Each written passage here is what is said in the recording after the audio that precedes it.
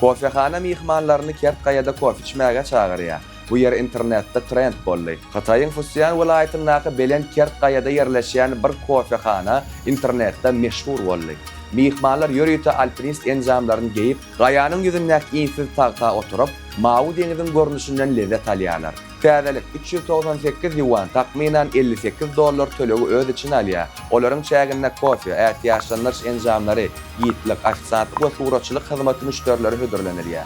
Mihmanlar 60 metr belentlikde islan wagtyna çelli oturup bilerler. Xitayda diň alşýerlerine bäsleşlik ören güýçlü. Şonuň üçin kofehana eýeleri müşterileri özüne çekmek üçin täkin pikirler ulanyp sosial ulgamlarda trend öğretmek maksat edinýärler. Hünärmenler täze trendler artmadyndan öň diňe sosial media täsirine allanman barmagy maslahat berýärler. Bizem şeýle ýerde tebigaty tiňlap koýup düşmek islerdiňizmi? Pikirlerinde, tesirlerde belle.